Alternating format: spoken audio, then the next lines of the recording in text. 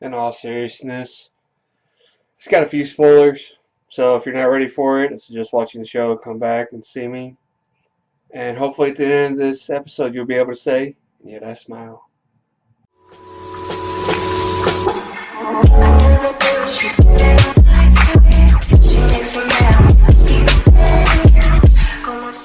What is up, Walking Dead fans? It's Metron Urella here.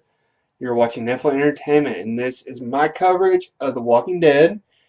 And you are watching episode 4, Some Guy. When we last left our people, war. Might as well just, war is still going on. Not that we're getting tired of it, because they are keeping it fresh and crazy as usual. So, notice in this episode starts off with Ezekiel getting ready. And I cannot help it. I mean, I know the context of the story, but I feel like when he's getting ready, when he's putting everything on, I feel like he's not getting dressed like me or you get dressed. I honestly feel like, I mean, I don't know if that's what they were going for, or if it's just me putting feelings into this scene when it wasn't there, but it feels like he's getting dressed for the stage. I mean, if you watched him, he's sort of, taking extra time to sort of, make sure everything looks nice, neat, and organized, almost like he's, sort of getting ready for the stage, like he's about to put on a show, the best show of his life. And honestly, at this point, it kind of has been. I mean, don't get me wrong, I mean, Ezekiel's got a gift. He isn't some guy who's exploiting people's feelings and thoughts and their vulnerability. I mean, the guy is actually taking this facade, giving people comfort with it, and he is leading these people to a better place. And I applauded Ezekiel for that, and that's one reason why he was always my favorite character in the comics. I mean, the dude, he's got a gift. And, I mean, the thing that gets me is his slogan, "And yet I smile." Life has been cruel to them. I mean, first the zombie apocalypse, just having to go around this world and avoid zombies, and everything's just falling apart. Civilization, as they know, has been crumbled down to the brink of non-existence, and they've managed to scrape it back to just a certain threshold, and now they have a guy who's wanting to dictate and rule everybody under an iron fist, or baseball bat, if you want to put it that way, and his slogan is, "He did a smile." Man's got a gift for leading these people, and he may not feel like he is anything but putting on an act, but I don't know if the act has become him or if he's become the act, because he's got a gift to make these people feel secure, and I feel secure watching him. Like, honestly, I'd want King Ezekiel to give me a pep talk from day-to-day life, especially about being a YouTuber, But reality comes back into play. We're now back to the present day. We're flashing back to the kingdom, and now we're back in present day, and oh my god, the carnage. Everybody's just pretty much massacred. I mean, body parts and people are just laying everywhere. And Ezekiel, he survived basically because his people flocked him and sort of done a self-sacrifice. Now, for a guy who just feels like he's putting on a show, that has got to be the hardest thing right there, is watching everybody you know die for the sake of protecting you. Not to mention the fact that you were the one that told them, "Hey, we're going to get through this, and we're not going to lose one person." And then you end up losing just about everybody. So, oh my god. I mean, Carol is off doing her own thing. Well, not really her own thing, but she's made it to the building. Ezekiel and everybody else is apparently dead. So, well, Ezekiel's not dead, but everybody else around Ezekiel is dead. And that has got to be the biggest reality check for Ezekiel. I mean, life is literally just coming smack the smile off his face. I mean, yeah, that when I saw that carnage, I felt sorry for the guy. There's absolutely no way you can recover that mentally and emotionally when you give these pep talks and then everybody just pretty much dies. Yeah, there's no way recovering from that.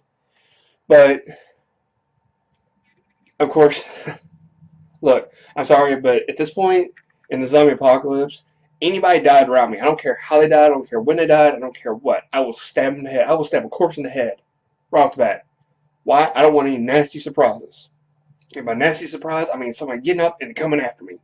Like they're hungry. I ain't a buffet. I ain't snack time. Alright? That ain't on the menu. Just saying. But, of course, all the people that died get up, and now they're coming in Ezekiel. And we're talking about a good, probably about a dozen and a half. I mean, if you do the math, 12 to probably about 20 zombies just getting up and coming towards Ezekiel. I'm sorry, but he is not classified as Michonne Badass. I mean, Michonne, she could have easily laid waste to all those walkers without even breaking a sweat, probably. Ezekiel, he's injured, and I just don't know. I mean, that is just all kinds of bad for him. Just all kinds of bad. Yeah, everybody's coming after him, but dude, Alvaro, I don't know who you are, dude, but you're my hero. He saves our boy Ezekiel at the cost of his own life because apparently one of the saviors on the outside survived. And meanwhile, we got Carol inside, and she's trying to find the guns. Well, I love it how she sneaks up in the ceiling, pretty much butchers everybody downstairs, leaving the guns unguarded for like a minute second, but then, of course, more people show up, of course, because apparently Negan is getting followers by the dozen. He must went to a discount store and bought them by the grocery. Bought them by the dozen, you know, sell something, had a coupon, something, because there's people everywhere at this point. And, yeah, yeah, Carol handling this. She is apparently following these guys as they carry off the weapons. They, of course, freak out and take the weapons and leave. And then, of course, down there you got Mr. Who are you? I am Negan. Does Negan know your name? I am Negan. Okay, Groot. Negan, whoever you are. Just, whatever. Leave our boy alone. He has been through enough. What are you doing? Where are you taking him? What is going on? Why are you saying you're Negan? What is your real name? Yeah, Gunther. Yeah, with a name like that, I too would call myself Negan. Just saying.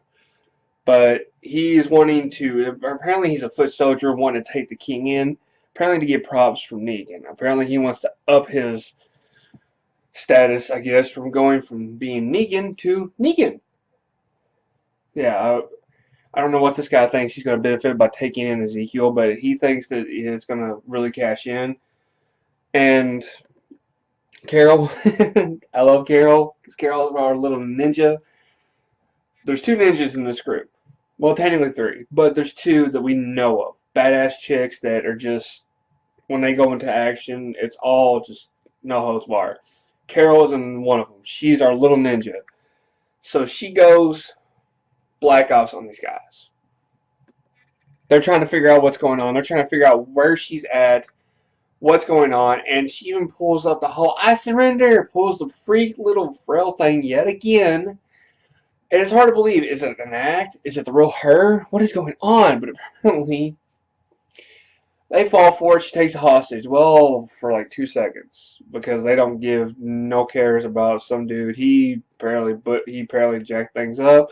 So they take him out and try to take out Carol too. So that plan doesn't work. And unfortunately, it's beginning to look a little grim at this point for our king. Because old dude is wanting to take him back. Well, they're trying to outrun walkers. And when you got a cripple who can't barely walk because of your other guys shooting him in the leg, yeah, it's looking a little dire. So apparently he's gonna, make his make his load a little bit lighter by taking just a souvenir to illustrate to Negan. Job well done. You're gonna behead our boy? Really? Really? Just make sure you don't get the dreads, because that shit's fire. But anyway, Jerry! Jerry's back. Jerry survived. And he's welling around that battle axe. I love that battle axe. He had to break you when he tried to break a lock. But I love the battle axe, dude. I mean, it is just straight beast. And Jerry, he's got that face of the Gentle Giant. Like, me and him playing on opposite teams. But I just want to walk up to him and just get a hug from him because the dude has got the face of like a big teddy bear. I'm serious. I'm not meaning anything weird about it. He's got that big face. And Yet, in this episode, he splits Negan, or Gunther, in half. Battle axe to the body, Gunther splits. Literally. Doesn't split town, splits in general. Falls to the ground, Ezekiel, you're saved, my liege. By Jerry, of all people. Jerry is so awesome. Like, awesome. I'm so glad he did not die. He did not die in that moment. He not only did he save the king, but he had his back. So, but things are not as awesome as you would think, because here comes the walkers. Oh god, walkers yet again? Yeah. Walkers are here.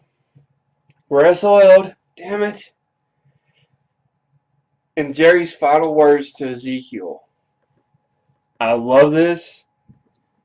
He said, "Thank you, Your Majesty." Ezekiel's like, "For what?" For being such a cool dude. Jerry, even your words are epic. Like, I want that on a t-shirt. Thank you. For what? For being such an awesome dude. Or being such a cool dude. Oh my god, Jerry. Bravo, sir. Well, in the process of this, we have a flashback with the king and Carol talking. And the king actually used to be weak. Why he saved Shiva? It was a whim. That's all it was. He knew what she could have done. At that moment, he decided to be strong. At that exact moment, he decided who he was going to be. So did Carol. That was the point. That's why I think they're such a good fit. And yes, I am shipping Carol and Ezekiel. They make such a good fit because they both decided at some point they were no longer going to be weak. They were going to be strong. Now, in order for that to happen, Carol had to become basically a ninja in a way. I mean, she was going out taking people left and right. Ezekiel had to put on the facade for the king. Carol, at the beginning of last season, was having an identity crisis. Now we're beginning to see that Ezekiel is having a bit of an identity crisis. Right at that moment when Negan was going to make him a lighter load, you can see in the moment where he is like struggling right there. And I feel sorry for Ezekiel for that, because he has led so many people and he has helped so many people, but yet he's just heartbreaking. Well, Carol manages to save Jerry and the king at the cost of the guns getting away. But never fear, because Carol, with her ninja senses, tells him not to worry. Why? Daryl and Rick, our boys, are back in town. Yes! So, as the guns are taking off, there goes Daryl, and there goes Rick. And it's, whoa! I mean, I love it. You don't see too many car chases in The Walking Dead, like, ever. Last time I've seen an awesome car scene was back in, like, what was it, season 2, where Lori, the only person on the road, wrecks. Anyway, girl, where'd you get your license? Cracker Jack box? Anyway, you got Daryl and Rick chasing down the guns. And they do it in such an epic way, because the guy with the 50 cal is shooting at the back of the truck. Low blow, dude. Low blow. I mean, that is a cheap way of fighting. But anyway, he's blowing it out the back end of the truck. Dude in truck is still trying to keep things from going without running over walkers. Because apparently all the gunfire is attracting walkers, obviously. Well, at the last split second, Daryl ends up getting behind Rick. Rick's on their tail. Well, oh dude veers out of the way. Rick veers out of the way right there to leave Daryl with a clean shot with his pistol. It may not be a crossbow, but the dude is still a good shot, because he takes out the guy with 2 bullets to the chest. Dude falls out. Other guy is freaking out because he don't know what's going on. Rick does some covered wagon shit, jumps from one car to the other, takes the vehicle out. Things are pretty epic. Breaks the car though. Daryl catches up with Rick. I love, you can sense Norma Reedus's and Abraham Ford's relationship off camera through this scene, because it's just the tone they use with each other. When Daryl pulls up, finds Rick, he crawls up from the hill where the car was wrecked. We got the guns. Oh, you look like shit. Let's go see if this asshole is alive. You can sense the playfulness, yet like, dude, relationship there. It is funny and hilarious. You can tell that these guys bicker and stuff off camera. It's so funny. But the guns are all taken care of. They're safely put away. Well, Ezekiel, Jerry, and Carol are trying to make their way back to the kingdom. Well, in the process of this, they manage to outrun the zombies from the factory. Well, they end up running into another group of zombies down at the bottom of a ravine, a steep hill with toxic waste in the middle of it. Yummy! And they shoot these zombies, they have green blood. So, at this last point, they're trying to make it across this. Ezekiel is basically dead weight, in a sense. He's tired of people treating him like a king. He finally has a breakdown. When Jerry is willing to sacrifice himself to save Ezekiel, he blurts out, "I'm not your king. I'm just some guy."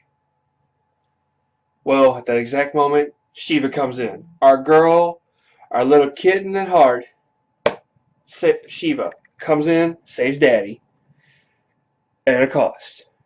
Yes, we lose Shiva. Heartbreaking. You may have just been CG girl, but you always be real and loved in our heart.